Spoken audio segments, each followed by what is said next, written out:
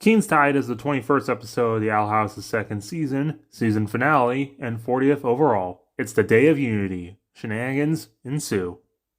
Keen wakes up in the in-between and sees the Collector talking to Philip, and I just realized there's a bunch of stuff floating around his beast ball. You think that's just more of those mirror things? Keen wakes up to hear every single road trip ever, but the mood is calm via food provided by the Healing Coven, despite this being a Bard Coven blimp.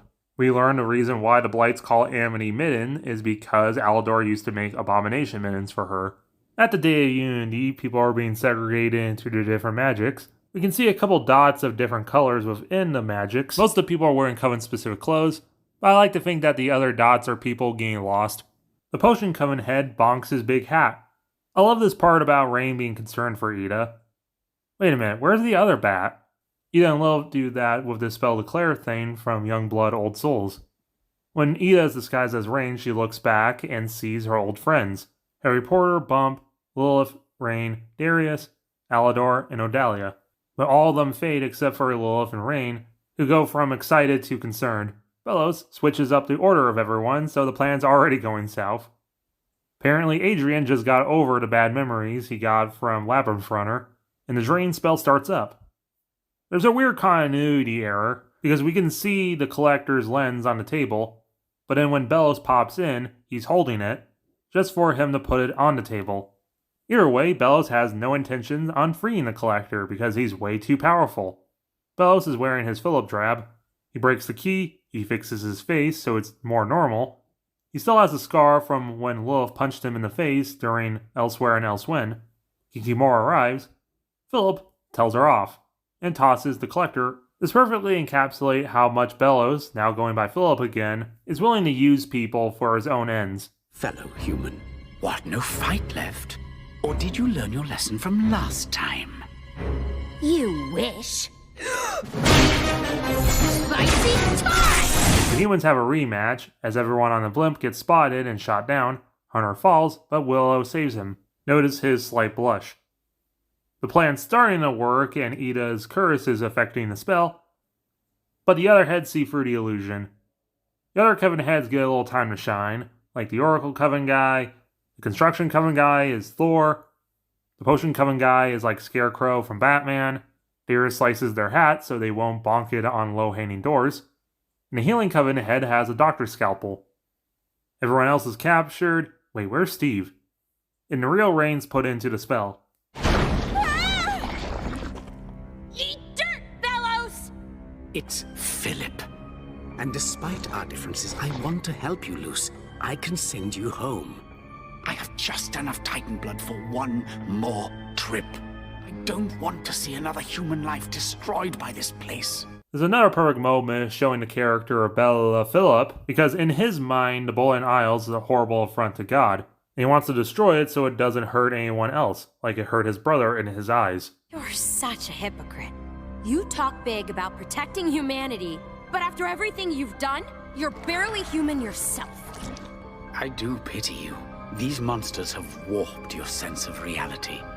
Bellows is a good villain because in his eyes he's justified doing this, even if he is doing terrible things in reality.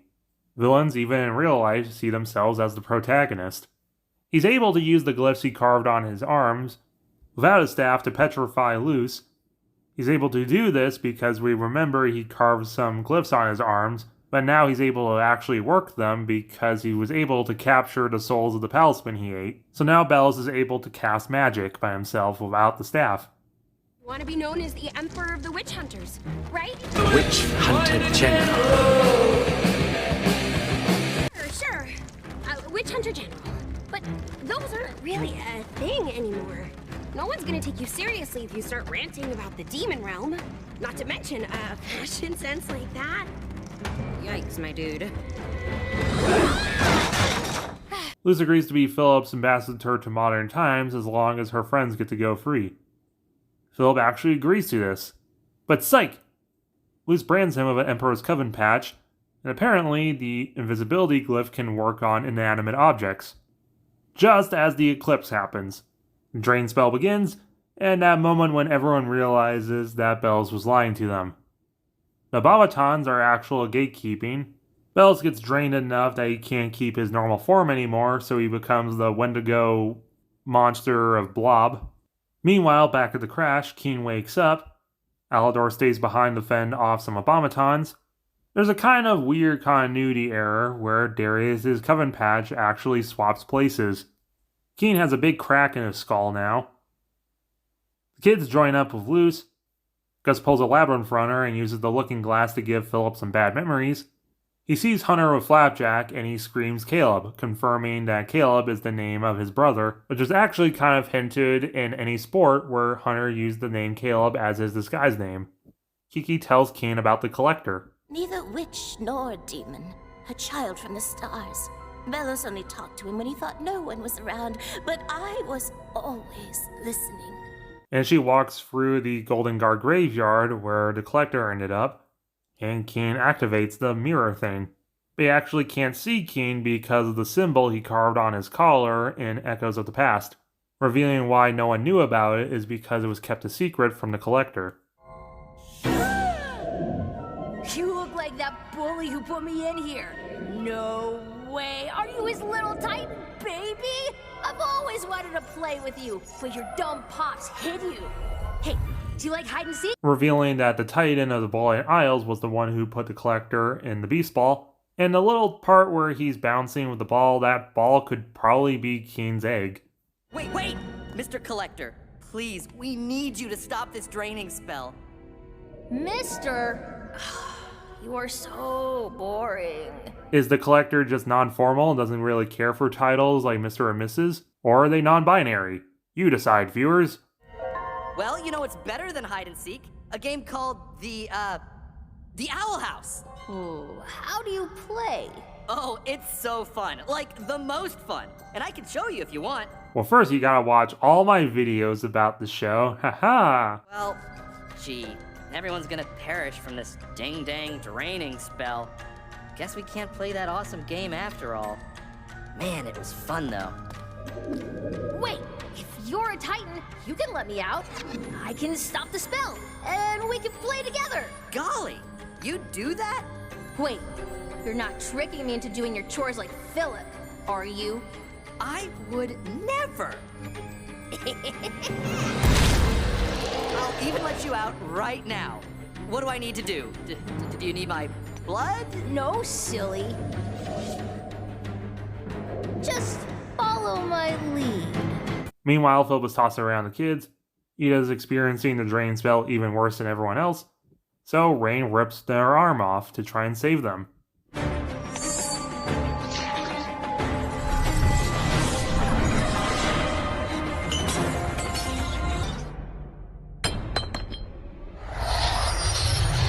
The kids are exhausted, Hunter's getting drained, Luce has a scar across her eyebrow, and Philip is about to slash again. What you playing? Baby. This is our first time seeing the Collector's physical form, and they are adorable. Looking like Eclipso meets Vivek in a onesie. But we did technically see their face reveal in the Be Gay Do Witchcraft livestream by Tana Terrace. Similar to Hunter's face in the other livestream. They're also completely horrifying. Collector. You're free, just as promised. As promised? I remember someone throwing me off a bridge. I'm not angry though. Say, you wanna play tag? I'm it.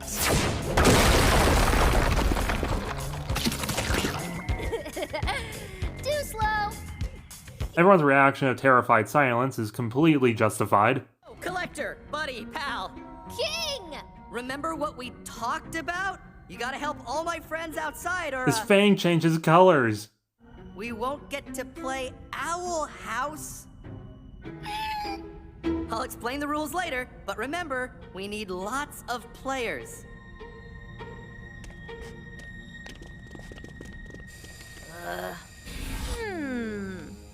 Okay.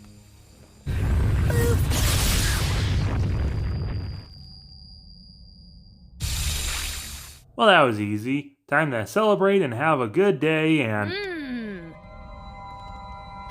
If we're gonna play Owl House, we're gonna need an Owl House!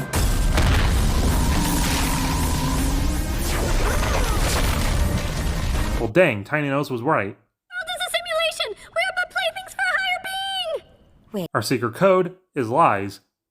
So combining this with all the other codes from the season, we get Sieving Seas and Puppet Strings. He no longer dreams of kings. As above, rushes darkened skies. As below, his father lies. And then combining the first letter of all the season's titles, we get Seek the Key, Fear the Lock. They open the portal door and rush out. A little snot of bellows falls on Hunter. Luz tries holding the portal together. King gets pulled away by the Collector, and he says the saddest thing ever, saying that he was so happy having Luz as a big sister. And he does the echo thing to push them through the door as it collapses. No! King!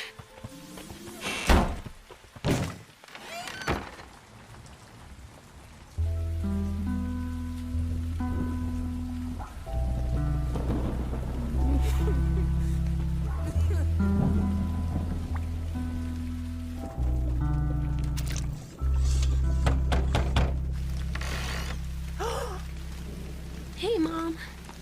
I'm back. There's a real beautiful tragic ending to the season, with Luz finally being home, but everyone on the Bowling Isles is in peril, and now Luz and all of her friends have no way to go back. It's a very well done scene with beautiful animation, beautiful music, and the sadness of the scene is perfectly captured with very little dialogue. Unfortunately, it is very similar to the opening of Season 3 of Amphibia.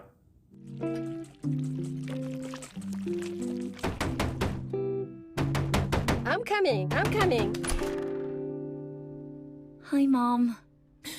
You can even see on Camilla's tablet a reference to Amphibia. It's a straight up photo of Anne.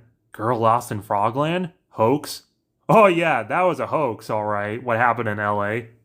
It's probably a coincidence, and these two shows do kind of run together a lot. Well, actually now that makes me think of the timeline of this all. So like, Amphibia now happens in the same universe as the Owl House and Gravity Falls.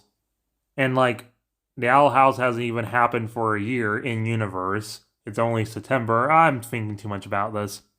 We don't even get the end credit slides, we just get the cabin door.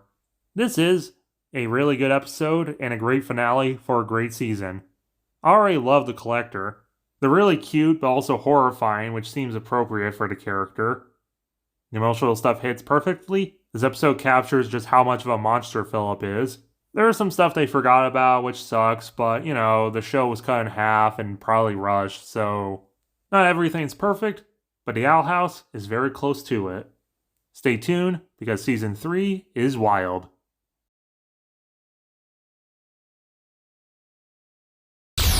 Progress!